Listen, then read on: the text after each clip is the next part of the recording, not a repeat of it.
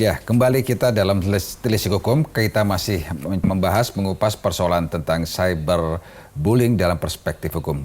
Masih di studio kami, masih dengan praktisi hukum, Bung Alex Argo.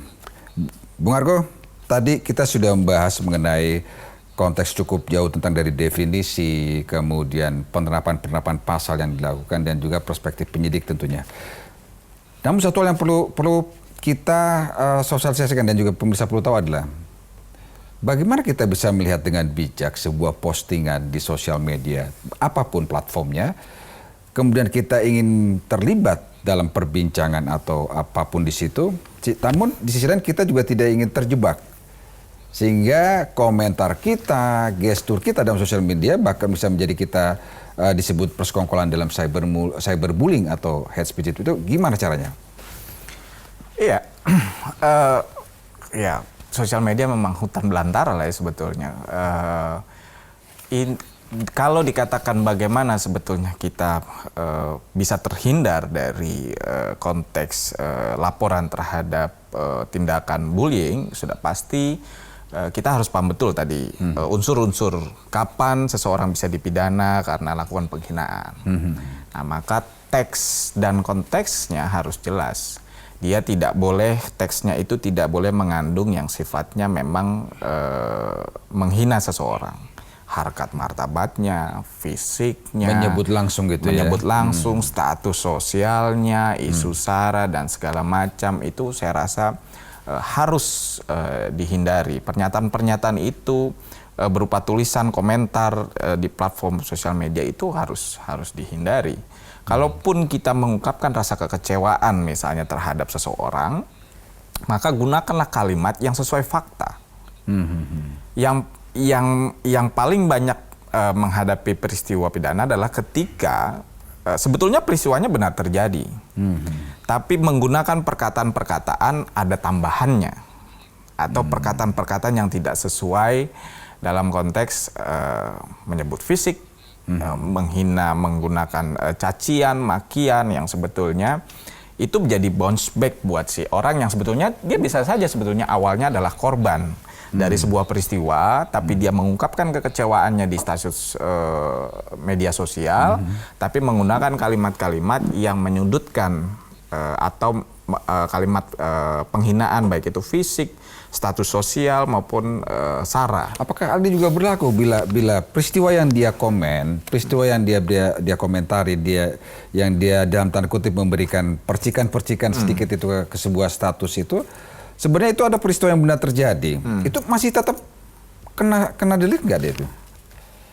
Let's say misalkan contoh, ada seseorang entah selebritis atau siapapun terlibat dalam persoalan hukum. Semua informasi tentang hal itu sudah menyebar kemana-mana dan benar adanya. Kita mungkin gemas dengan perilaku tersebut, kemudian kita ikut mengomentari. Kita menambah sedikit kalimat-kalimat yang dalam tanda kutip cenderung ikut memanaskan atau ikut memang menjustifikasi si orang terkenal ini dalam konteks persoalan hukum tadi. Itu saya sebagai orang tadi, apakah saya kalau tidak nyaman saya tetap bisa melaporkan yang bersangkutan? Bisa sepanjang bisa dibuktikan ada konteks makian. Oke. Jadi menggunakan kalimat-kalimat yang konteksnya caci maki ya, dengan kata-kata kasar dan segala macam. Tapi kalau berkomentar misalnya ada seorang artis yang tertangkap narkoba misalnya, lalu komentar makanya jangan pakai narkoba terus kan jadinya di penjara. Itu contoh kalimat. Itu nggak ada masalah. Itu nggak ada masalah. Itu nggak ada masalah. Tapi kalau misalnya ini jangan-jangan bandar. Padahal dia tertangkapnya karena pemakai, kan gitu kan? Karena gradasi antara bandar dan pemakai berbeda. Perlu pembuktian lebih lanjut. Dia bisa dianggap sebagai memproduksi hoax, gitu. Dia menuduh seolah-olah si artis ini adalah bandar yang dari dalam skala perbuatannya ya bandar jauh lebih berbahaya kan ketimbang pemakai. Bukan berarti pemakai tidak berbahaya, tapi dalam konteks ini ketika dia menyatakan seseorang memiliki status sosial yang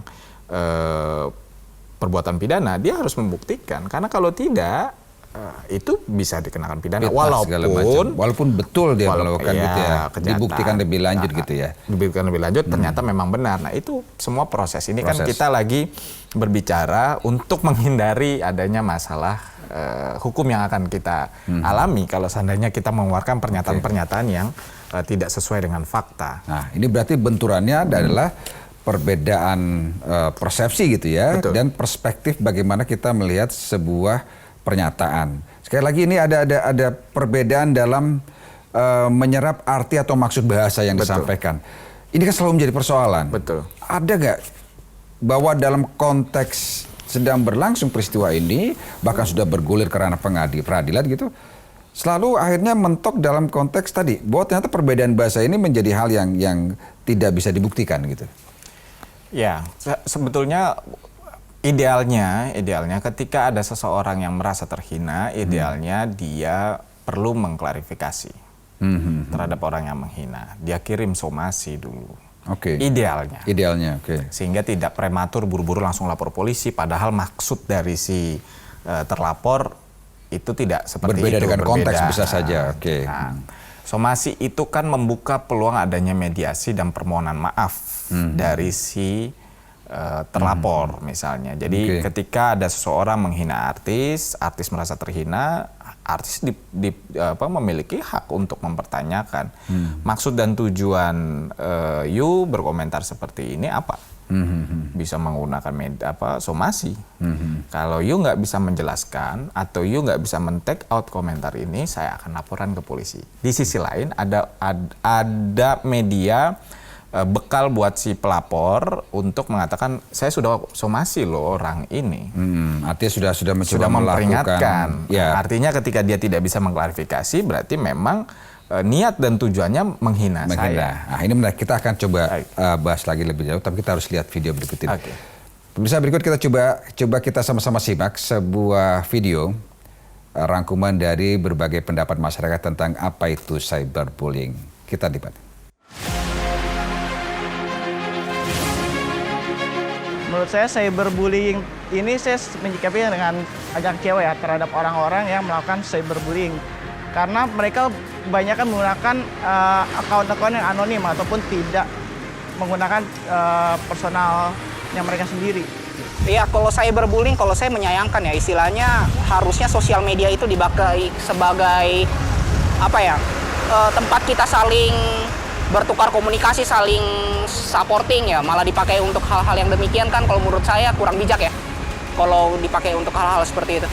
Ya, kalau buat seperti itu kita kalau bisa tidak ditanggapi, karena boleh bicara, kalau tidak ada kenyataan ya kita nggak usah marah lah.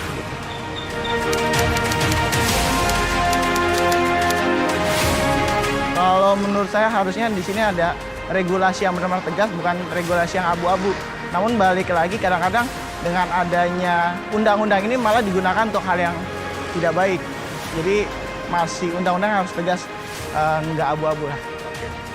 Nah itu ya saya sangat menyayangkan ya, istilahnya karena permasalahan kata-kata ya saya juga pernah membaca dari beberapa media juga sampai ada yang bunuh diri ya. Nah kalau menurut saya itu seharusnya pemerintah mengambil tindakan tegas ya. Dan juga kesadaran dari Kementerian Pendidikan juga untuk sekolah-sekolah ditanamkan mengenai masalah cyberbullying. Karena menurut saya di sekolah ini jarang juga kadang ditanamkan ya mengenai cyberbullying, efeknya seperti apa gitu.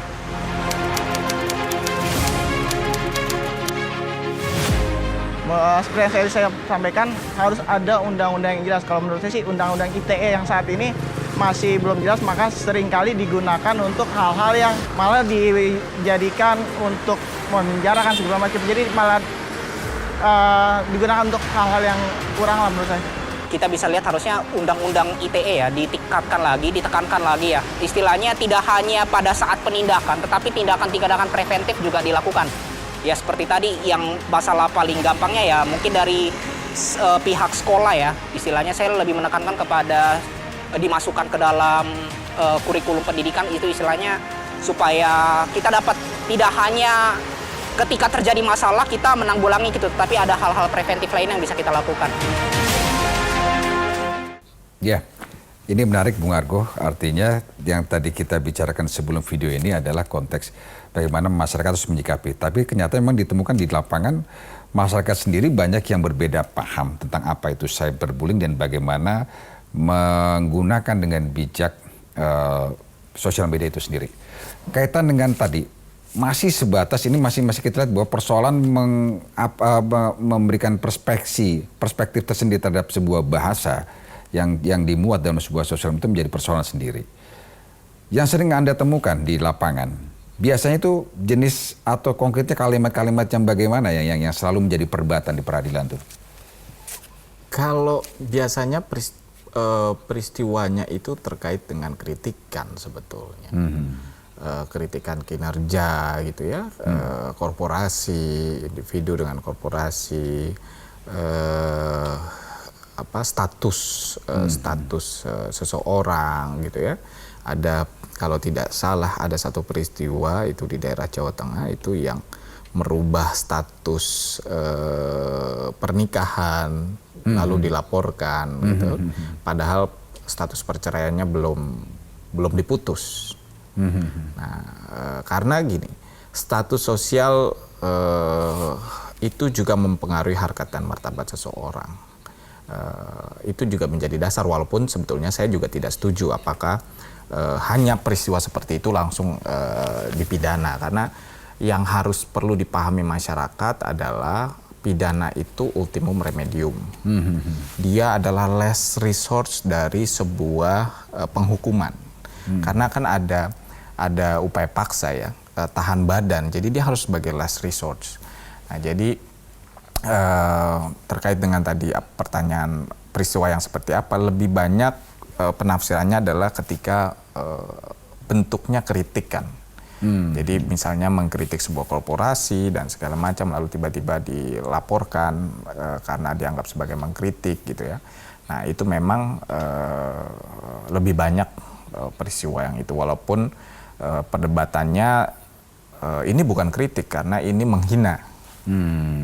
Nah, perdebatannya kan harus apakah ini sesuai fakta atau tidak dan segala macam gitu ya. Lagi-lagi sudut pandang dari pelapor maupun yang terlapor ini memang pastikan berbeda gitu berbeda. Ya. Apalagi itu menyangkut nama baik. Atau ya. Karena biasanya akan didahului dulu somasi biasanya ketika misalnya ini melibatkan korporasi dengan individu atau individu yang secara profil memang sudah populer gitu ya. Biasanya mereka akan mendahului somasi. Nah, ketika di somasi tidak ada respon dari si pelaku, disitulah titik sebetulnya penekanannya bagi penyidik gitu ya. Tidak ada niat baik dari si pelaku untuk menyelesaikan masalah gitu ya. Betul. Nah, itu yang tidak banyak dipahami masyarakat, seolah-olah ini subjektivitas penyidik. Bisa jadi iya, bisa jadi tidak. Karena kan ketika penyidik itu melakukan proses penyelidikan, ada banyak variabel yang juga dikumpulkan oleh sebagai bukti permulaan yang cukup oleh penyidik. Oke, kita akan bahas mengenai tahapan apa yang harus kita lakukan, kita lewati bila kita merasa tersudut sebagai seorang korban dari cyberbullying. Kita akan kembali. Dan pemirsa Telisik Hukum, kami akan segera kembali tentunya dengan informasi menarik lain soal cyberbullying dari perspektif hukum ini, terutama tentang bagaimana Anda bisa melewati berbagai tahapan apabila Anda merasa sebagai korban dari sebuah cyberbullying. Kami segera kembali.